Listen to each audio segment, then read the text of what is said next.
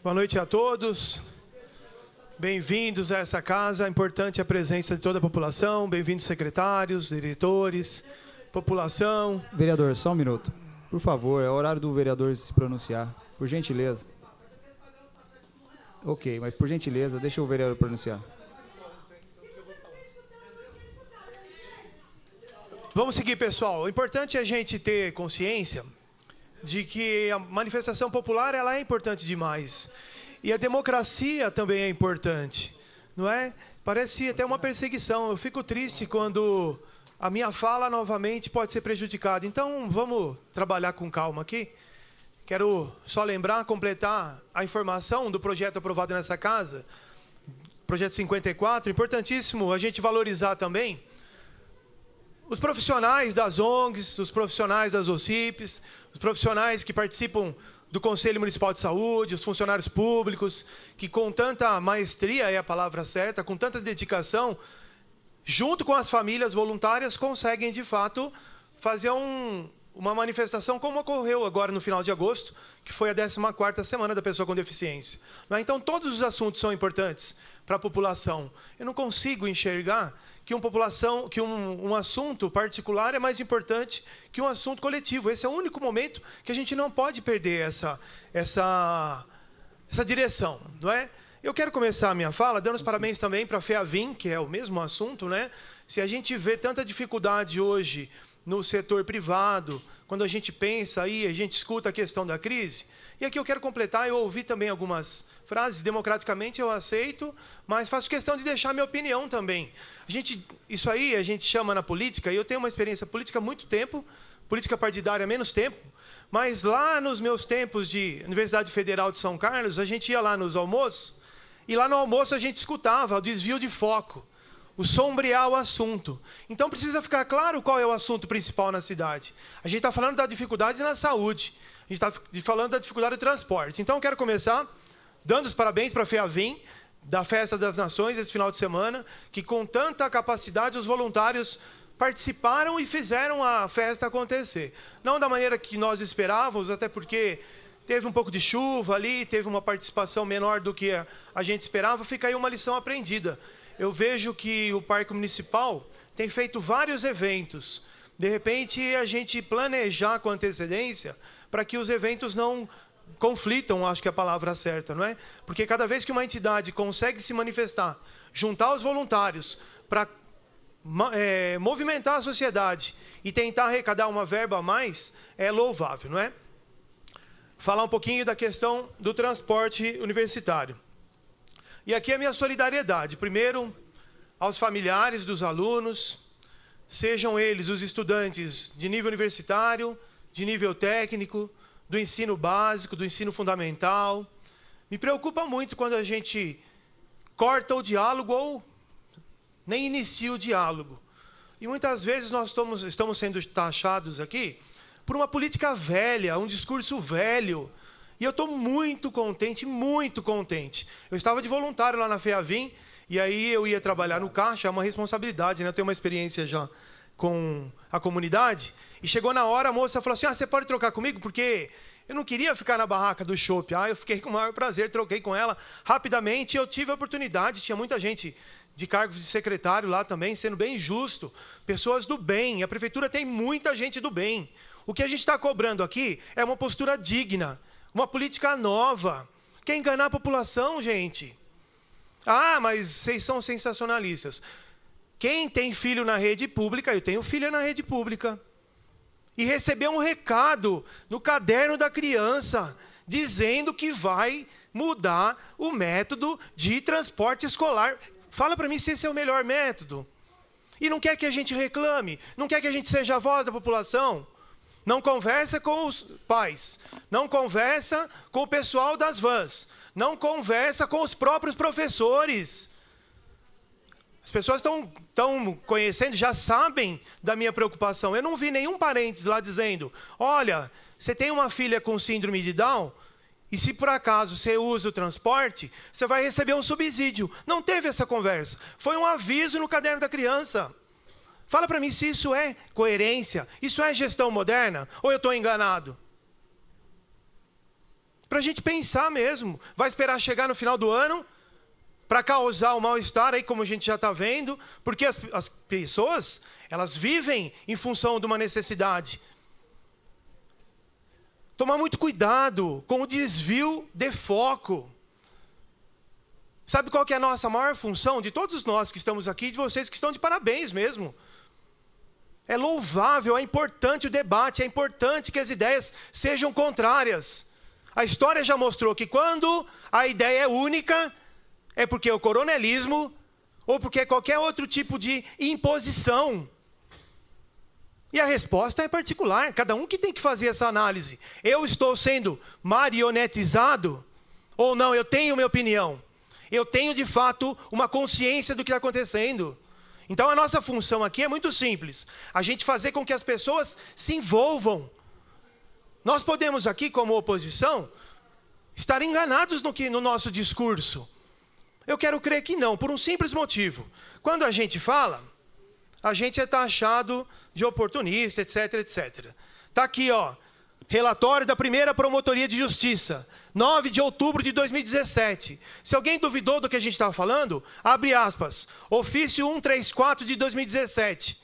Ao senhor prefeito, sirvo-me do presente para informar que foi instaurado inquérito civil para apurar irregularidade no atendimento da unidade de pronto atendimento UPA, visando instruir o procedimento. Solicito a vossa senhoria, juntamente com o secretário de saúde, que prestem devidas informações, etc, etc. Assinado, Rogério Sanches Cunha, primeiro promotor de justiça.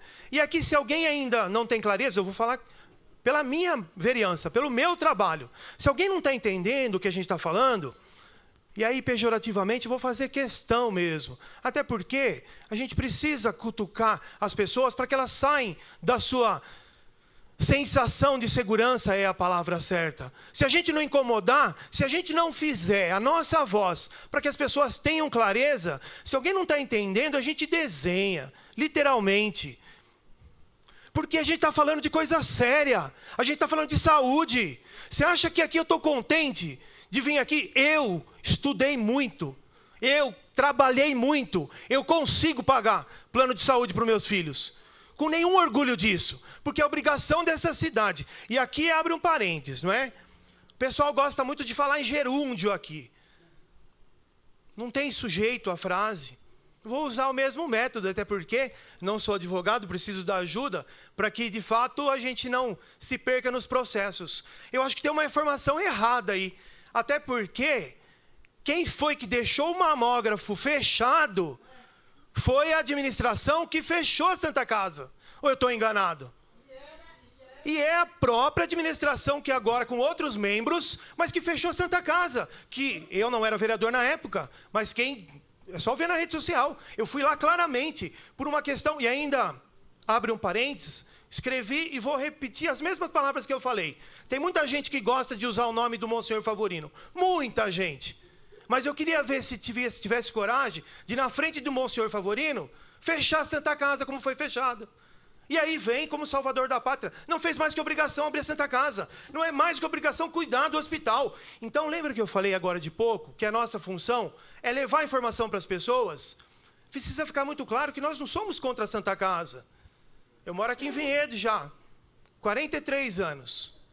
Tenho 2 filhos. Uma de 11 anos com síndrome de Down, e outro com 8 anos. E que tem criança, sabe. Você vai ficar torcendo para o seu filho não ficar doente? É muito mais fácil eu sair aqui da Planalto, da casa da minha mãe, e parar na Santa Casa funcionando. É justo para quem não tem essa oportunidade? E ainda alguém pode ter dúvida. Ah, mas vocês são exagerados. Então vamos continuar tecnicamente. Está aqui, ó. Poder Judiciário. A gente vai divulgar na rede social, fica pequeno, né, na internet. Autor, Ministério Público Federal, Procurador Edilson Vitorelli Diniz Lima. Réu, município de Vinhedo. Então, isso aqui é uma decisão judicial que aconteceu, vocês acompanharam, não é? Ele explica aqui direitinho. A Prefeitura de Vinhedo fez um pedido de revogação da tutela de urgência e a extinção do processo sem resolução do mérito em razão do interesse de agir. Qual a decisão atual do senhor Procurador Edilson Vitorelli Diniz Lima? Ele foi muito justo aqui, ele falou assim, olha, são 2 assuntos diferentes. PA da Capela, eu não vou instaurar nenhum tipo de ação, porque é responsabilidade do município, Mas a UPA, pasmem, abre aspas, ele explica, no mais, decido por manter a tutela de urgência concedida. Lembra que eu falei? Vou repetir várias vezes, bem método pedagógico. Se ainda tem confusão de informação, é uma obrigação nossa, é uma responsabilidade nossa falar a verdade. Olha aqui o que o procurador disse. Tal como mencionado na última manifestação do Ministério Público Federal, o município teria mudado de posicionamento, resolvendo reduzir a capacidade de atendimento da UPA, etc, etc. Você acha que eu fiquei contente de falar que a prefeitura mudou de opinião e a gente estava feliz porque mudou para o bem? Foi um ato impensado de deixar de madrugada. Não importa se são 5 pessoas, se são 3 pessoas. Como é que você corta sem planejamento? São 22 anos de experiência, eu trabalho com melhoria contínua. Eu sou a favor do pensamento oriental, que diz o seguinte, o que eu vou fazer hoje melhor do que ontem? Faz parte da minha formação. E aí a gente precisa fazer um questionamento. É uma decisão. Eu vou continuar nessa política antiga, suja, baixa, mentirosa. Palavras minhas? Não, está aqui, ó. O procurador continua. Por sua vez, a municipalidade aduz que a decisão de reorganização do sistema de atendimento de urgência e emergência no período noturno de atendimento se justifica pela ociosidade das estruturas. Então, a prefeitura fez esse pedido, né? A gente aceita, até porque é muito perigoso o jogo de palavras. Olha o que o procurador diz. Ainda que as justificativas alegadas pela municipalidade sejam teoricamente elogiosas, também elogio. É óbvio. Infelizmente, quem fez a gestão ruim foi a própria prefeitura, eu estou enganado. Quem geriu mal o dinheiro foi a atual administração. Tem que assumir o erro para fazer o melhor, para dar um passo para frente. Não adianta ficar brigando comigo. Você acha que eu estou preocupado? Estou preocupado com a população. Confesso que não vejo tanto Facebook como deveria. A gente precisa usar mais, não é? É uma ferramenta muito importante. Mas se tem dúvida, olha o que o procurador faz. Que ele fala, na verdade. Está em consonância com o princípio da eficiência na administração pública. De outro lado, está em jogo o direito da saúde da população, valor que deve prevalecer em ponderação dos interesses. Eu vou parar por aqui, porque os meus amigos vão completar, mas eu queria deixar só uma mensagem para vocês pesquisarem na internet. A Austrália utilizou um método pedagógico para a gente conscientizar as pessoas. O Brasil tem um estudo aí, 2014, 2015, que a gente tem de acidente, mortes no trânsito, 65 mil pessoas por ano. A Austrália tem em torno de 250. Eles fizeram uma pesquisa, pegaram um cidadão na rua e perguntaram para ele, olha, você sabe que na Austrália a gente tem em média 250 acidentes por ano, não é? Com mortes. Esquece um pouquinho a proporcionalidade aí, não é? Lógico que o Brasil tem muito mais habitantes que a Austrália, óbvio. Mas pensa nesse número. E perguntou para o cidadão, quanto que para você seria um número aceitável de mortes? E eu faço essa pergunta para a administração. Vocês estão trabalhando com saúde. A gente está usando número. A estatística é perigosa nesse caso. O cidadão lá da pesquisa, ele diz assim, acho que um número interessante seria 70. Estatisticamente, aí 1/3, 70 é interessante. Aí a repórter fala assim, 70 para você é um número bom, aceitável de mortes no trânsito? Ele fala assim, então pesquise na internet lá, porque de fato a imagem ela é muito forte. Quando ele dá essa resposta, vira uma esquina aqui, 70 pessoas caminhando na direção dele. A família dele. A família dele. Então a gente precisa de fato analisar. É justo a gente gastar o que a gente gasta com publicidade. É justo a gente gastar o que a gente gasta com radar. É justo a gente gastar o que a gente gasta com tudo o que é segundo plano. Para a gente pensar. É óbvio que é uma decisão particular.